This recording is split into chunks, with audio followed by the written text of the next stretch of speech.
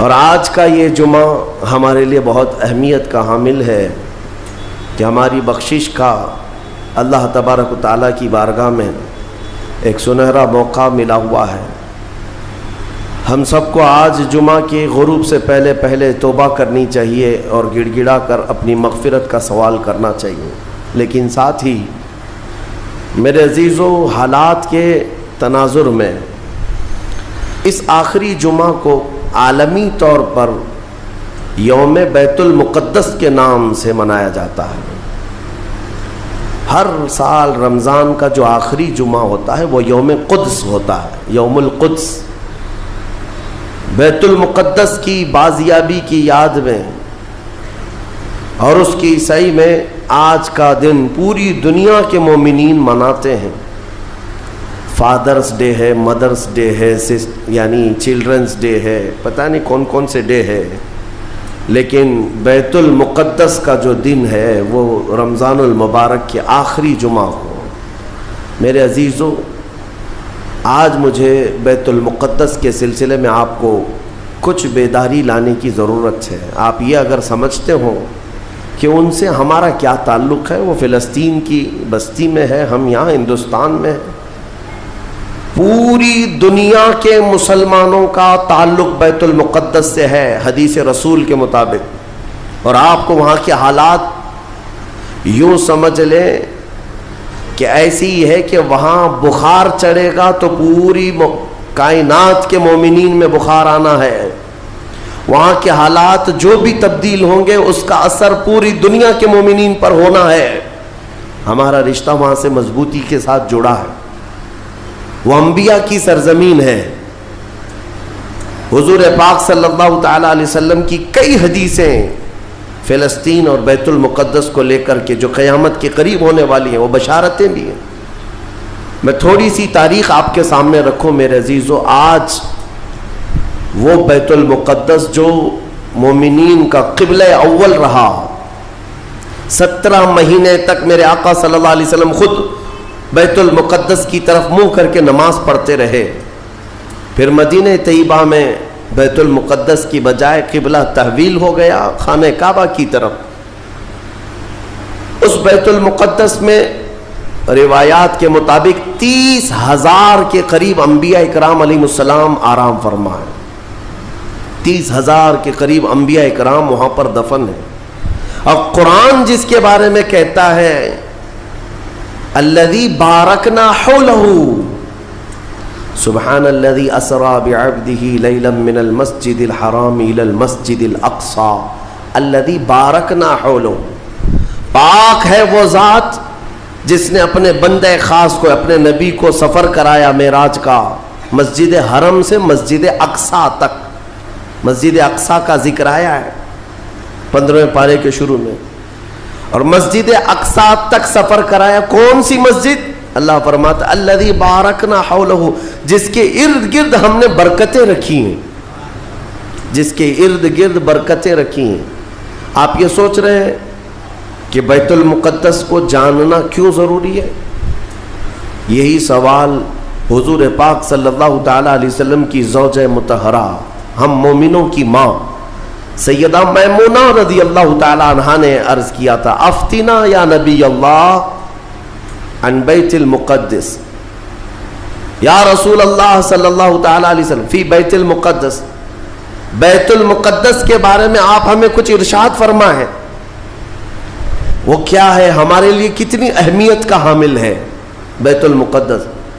نبی پاک صلی اللہ تعالی علیہ وسلم نے فرمایا انہو ارض المحشر والمنشر، وہ زمین تمام لوگوں کے حشر کی جگہ ہے، محشر قائم ہونے کی جگہ فرمایا میرے آقا نے۔ سب کے جمع ہونے کا سب سے آخری جس زمین پر سارے لوگ جمع کیے جائیں گے وہ بیت المقدس کی زمین ہوگی۔ حضرت میمونہ نے پوچھا یا رسول اللہ صلی اللہ تعالی علیہ وسلم اس کے متعلق کوئی فضیلت؟ فرماتے ہیں میرے آقا صلی اللہ علیہ وسلم من احل بحجۃ او بعمرۃ من المسجد الاقصی الى المسجد الحرم غفر اللہ لہ ما تقدم من ذنبہ او وجبت لہ الجنہ او کما قال رسول اللہ صلی اللہ علیہ وسلم. میرے آقا فرماتے جس نے مسجد اقصی بیت المقدس سے عمرے کا یا حج کا احرام باندھا اور مسجد اقصی سے مسجد حرم تک آیا, عمرہ کیا یا حج کیا, جو کچھ بھی پچھلے زندگی میں کیا تھا اللہ سب معاف فرمائے گا. اور روایت میں یہ بھی وجبت لہ الجنہ, اس کے لیے جنت واجب ہو جائے گی. اس سفر کے بارے میں اب سنو, سب کی استطاعت تو نہیں ہے. حضرت بی بی میمونہ نے یہی سوال کیا کہ جس کی طاقت نہ ہو میرے آقا وہ کیا کرے, بیت المقدس نہیں جا سکتا. سنو, اگر اس کی اہمیت سارے مسلمانوں کے لیے نہ ہوتی تو میرے آقا صلی اللہ علیہ وسلم یہ نہیں فرماتے وَمَن لَّمْ يَسْتَطِعْ فَلْيَهْدِ زَيْتَهُ.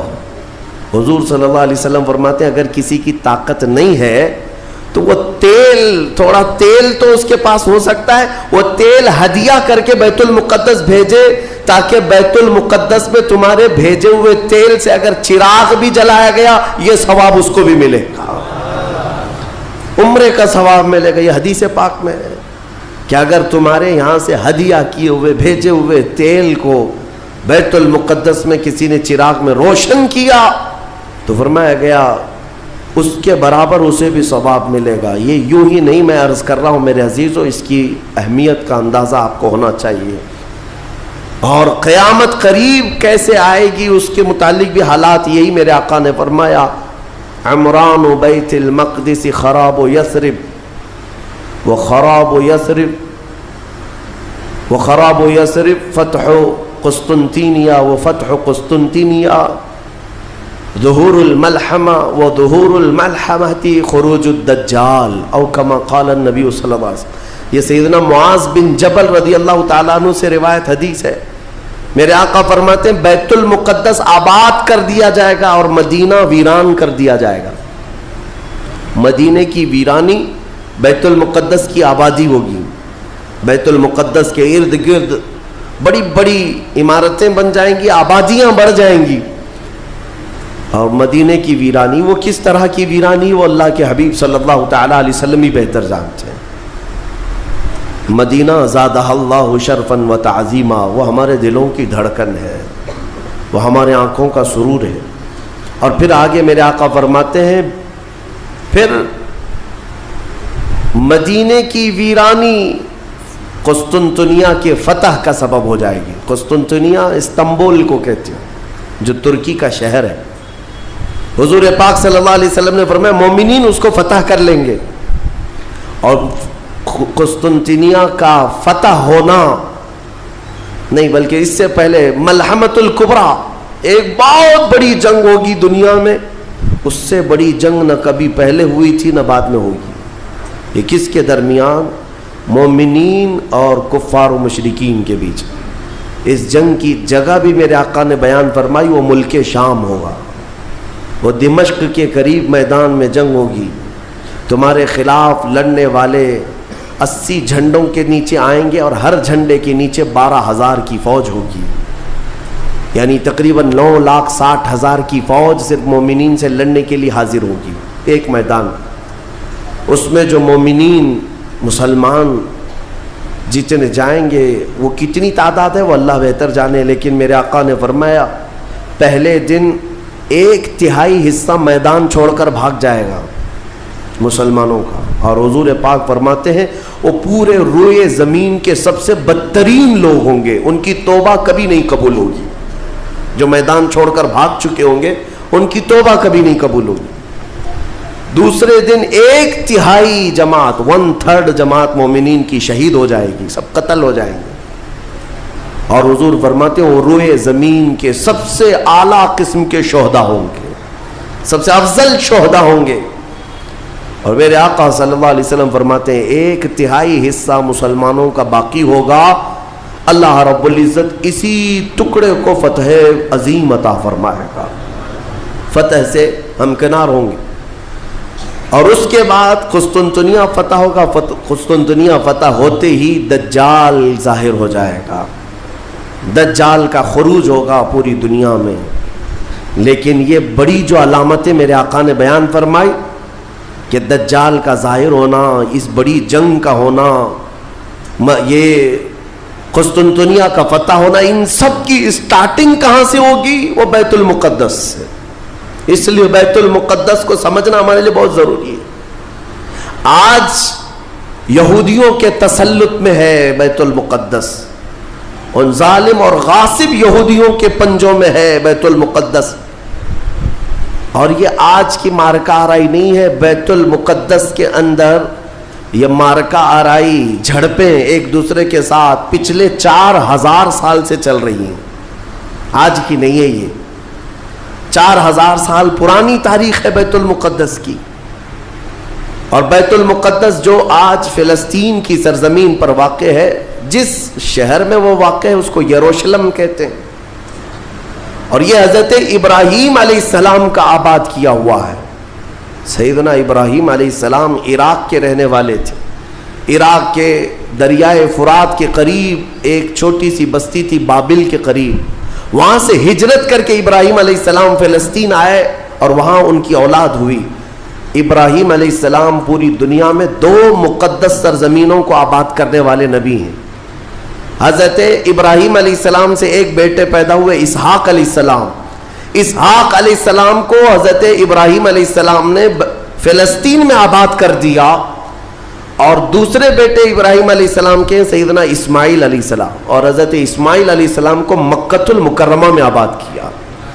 ابراہیم علیہ السلام کے 2 بیٹے 2 مقدس سرزمینوں کو آباد کرنے والے ہیں، ایک مکہ کو آباد کرتے ہیں اور ایک فلسطین بیت المقدس کو آباد کرتے ہیں۔ اور بنی اسرائیل اسی خاندان کو کہتے ہیں۔ ابراہیم علیہ السلام کے نیچے جو خاندان آیا، حضرت یعقوب علیہ السلام کی اولاد، اور تقریباً سارے انبیاء کرام علیہ السلام جو بنی اسرائیل کے ہیں وہ اسی فلسطین کی سرزمین میں پیدا ہوتے رہے، یا پھر ہجرت کر کے وہیں آئے۔ بڑے بڑے اگر نبیوں کا نام میں اگر ذکر کروں، یہ سب فلسطین میں ہیں۔ حضرت ابراہیم علیہ السلام، حضرت اسحاق علیہ السلام، حضرت یعقوب علیہ السلام، حضرت یوسف علیہ السلام، حضرت داؤد علیہ السلام، حضرت سلیمان علیہ السلام، حضرت زکریا علیہ السلام، حضرت موسیٰ علیہ السلام، حضرت عیسیٰ علیہ السلام، حضرت یحییٰ علیہ السلام، یہ سب کے سب وہیں بیت المقدس کے ارد گرد آباد۔ وقت کے جلیل القدر پیغمبر، بلکہ یہ رسولان اعظام ہیں، یہ سب فلسطین کی سرزمین پر آباد رہے۔ اس سے آپ اندازہ کر سکتے ہیں کہ وہ زمین کتنی برکت والی ہوگی، وہ زمین کتنی متبرک ہے۔ اور اس زمین کی چھوٹی سی اگر میں آپ کو تاریخ بتاؤں تو ابراہیم علیہ السلام کی اولاد کے آباد ہونے کے بعد بنی اسرائیل، یہ سرکش قوم ہے بنی اسرائیل، یہ ادھر ادھر بھاگ کر چلے گئے، فلسطین میں آباد نہیں رہے، برسوں بھاگے پھرتے رہے۔ پھر موسیٰ علیہ السلام کا جب زمانہ آیا تو اللہ تعالیٰ نے آپ کو حکم دیا، اے موسیٰ آپ اپنی قوم کو لے کر اس ارض مقدس میں جائیں، مقدس سرزمین، قرآن میں بھی اللہ نے اس کو مقدس سرزمین فرمایا، یا قوم ادخلوا الارض المقدسہ۔ موسیٰ علیہ السلام نے کہا، اے میری قوم چلو مقدس زمین پر جاتے ہیں، اور پیٹ پھیر کر بھاگنا مت ورنہ خسارے میں آؤ گے، نقصان میں آؤ گے۔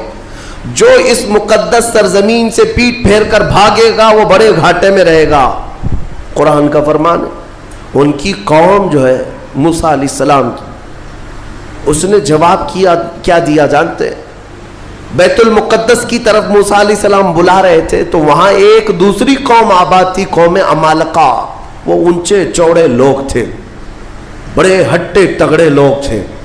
موسیٰ علیہ السلام کی قوم گھبرا گئی اور کہا کہ ہم نہیں آئیں گے۔ قالوا انا لن ندخلها ابدا ما داموا فيها، جب تک یہ قوم اس زمین پر ہے ہم نہیں آئیں گے، ہم نہیں آئیں گے۔ موسیٰ علیہ السلام بلانے لگے، چلو ان سے لڑائی کریں گے، اللہ تعالیٰ فتح عطا کرے گا۔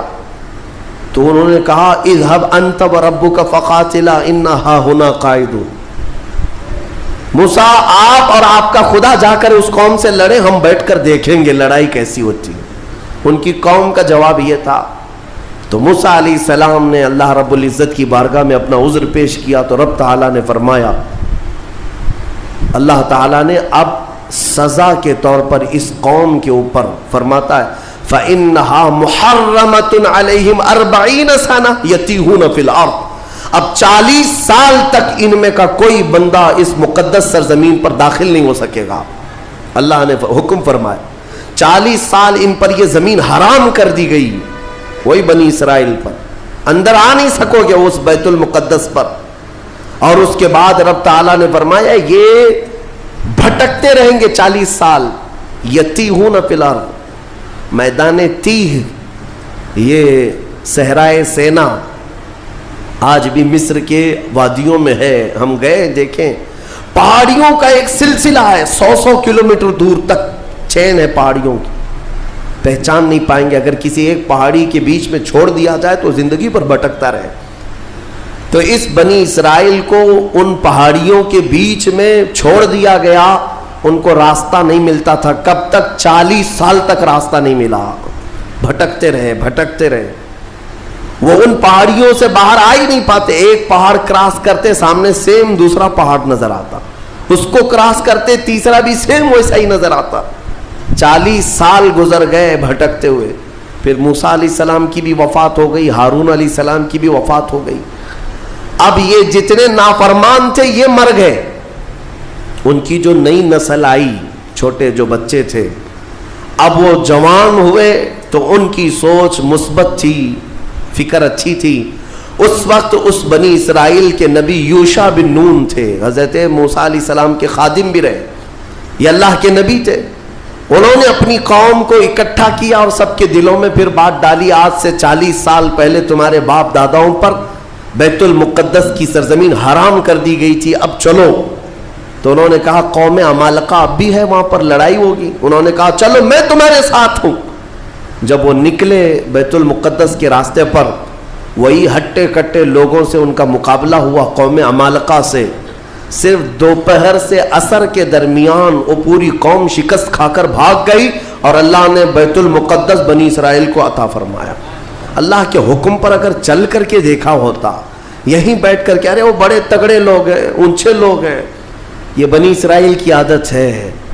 پھر اللہ رب العزت نے انہیں وہاں پر قرار دیا بیت المقدس. یہ یہودی کہلا ہے، یہودی ایمان والے یہودی تھے جو بیت المقدس میں آباد تھے، برسوں تک رہے. اس کے بعد پھر حضرت عیسیٰ علیہ السلام کا ظہور ہوا، آپ کی ولادت ہوئی. عیسیٰ علیہ السلام کے ساتھ ان یہودیوں نے بڑی بدتمیزیاں کی ہیں، ان کے قتل کا بھی منصوبہ بنایا، ان کی ماں پر الزام لگائے. یہودی بڑی بدماش قوم، اور انہوں نے تقریباً 10,000 نبیوں کو قتل کیا ہے. اللہ کے نبیوں کو قتل کرتے تھے. اب اللہ رب العزت نے قرآن میں جن کے بارے میں فرمایا غضب اللہ علیہم، اللہ کا ان پر غضب ہے، اللہ کا ان پر غضب ہے. آج بھی غضب ہے. تھوڑے دن ان کے ازدہار کے آتے ہیں، ترقی کے آتے ہیں، تو دنیا کو ایسا لگتا ہے پوری دنیا کے بادشاہ یہی ہیں. پھر رب تبارک و تعالیٰ انہیں اوندھے منہ پھر گراتا ہے. ذلت ان کا ساتھ قیامت تک نہیں چھوڑے گی، قیامت تک نہیں. انہوں نے انبیاء کا قتل کیا اور بیت المقدس میں آباد رہے. تو پھر ایک بادشاہ ایسا آیا عراق کا، بخت نصر نام تھا، وہ آ کر کے بیت المقدس پر ایسا حملہ کیا کہ اس نے ہزاروں یہودیوں کو قتل کیا اور بیت المقدس کی عمارتیں توڑ پھوڑ کر رکھ دی. جو حضرت سلیمان علیہ السلام کے زمانے میں عمارت بنی تھی بیت المقدس کی. ہاں یہ بھی میں بتا دوں اس کی تاریخ کیا ہے. حضرت سلیمان علیہ السلام بادشاہ تھے، اللہ تعالیٰ نے حکم دیا کہ تم تعمیر کرو. تو بیت المقدس جب تعمیر کرنے لگے تو کس کی مدد سے؟ جنات کی مدد سے آپ تعمیر کر رہے تھے. سارے جنات کو کام پر لگا دیا تھا اور سارے جن صبح شام دوپہر کام پر لگے تھے اور مسجد بنا رہے تھے بیت المقدس. اور اتفاق ایسا کہ حضرت سلیمان علیہ السلام سے وہ خوب خوف کھایا کرتے تھے. جب تک آپ کھڑے رہتے کام کرتے، اگر سلیمان علیہ السلام چلے جاتے تو سب بھاگ جاتے تھے، کام چھوڑ کر بھاگ جاتے تھے.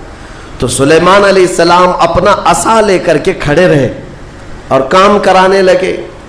اب اتفاق ایسا ہوا کہ سلیمان علیہ السلام दिन में भी नहीं जा रहे, रात में भी नहीं जा रहे, खड़े ही खड़े हैं, और दिन रात उनका काम चालू है।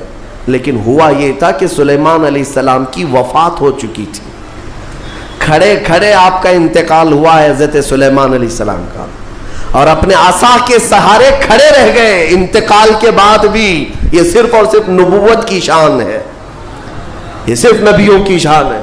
कुरान में है, अल्लाह ताला ने फरमाया फलम्मा तबय्यनतिल जिन्न, जिन्नत को कब मालूम हुआ पता है? दीमक ने हज़रत सुलेमान अलैहिस्सलाम की लकड़ी को खा लिया। ये जो असा था दीमक खा गई, दीमक खाने की वजह से लकड़ी टूटी। तो लकड़ी टूटने के बाद हज़रत सुलेमान अलैहिस्सलाम ज़मीन पर आ गिरे। तब जिन्नात को पता चला इनका तो कब के इंतकाल हो चुका है, और उस वक्त तक बैतुल मुक़द्दस की तामीर हो चुकी थी। जिसको रिवायात में हैकल सुलेमानी भी कहा गया है। बैतुल मुक़द्दस, हैकल सुलेमानी, ये अलग अलग विवादित जो मामलात हैं, मैं उसको फिर कभी अर्ज़ करता हूँ। ये तामीर मुकम्मल हुई और वही यहूदियों के लिए मुक़द्दस जगह, और बख्त नसर ने जिसको तोड़ा वही हैकल सुलेमानी था।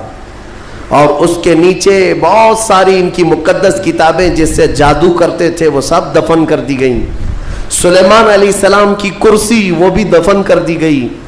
आज भी ये यहूदी जो खुदाई कर रहे हैं उसी कुर्सी को तलाश करने के लिए, अपनी बाक़ियात, वो जादू की किताबें तलाश करने के लिए आज भी ये खुदाई कर रहे हैं बैतुल मुक़द्दस के इर्द गिर्द। और ये जो थर्ड टेम्पल कहते हैं, तीसरा मंदिर तामीर होना है, वो थर्ड टेम्पल का मतलब यही हैकल सुलेमानी को उन्हें बनाना है, बैतुल मुक़द्दस को हदम करके, मुनहदिम करके। ये जो मस्जिद अक्सा है इसको ख़त्म करके इन्हें वहाँ पर थर्ड टेम्पल बनाना है, ये इनका ख्वाब है।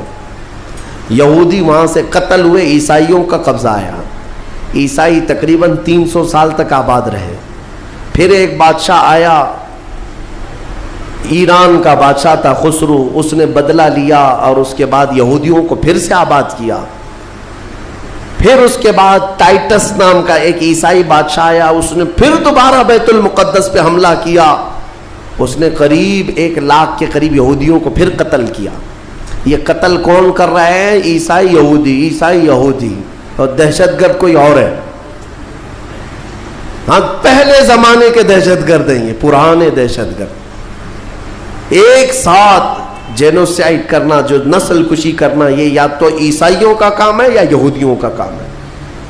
इनको कब्जा मिलता था तो उनको मारते, उनको कब्जा मिलता तो इनको मारते।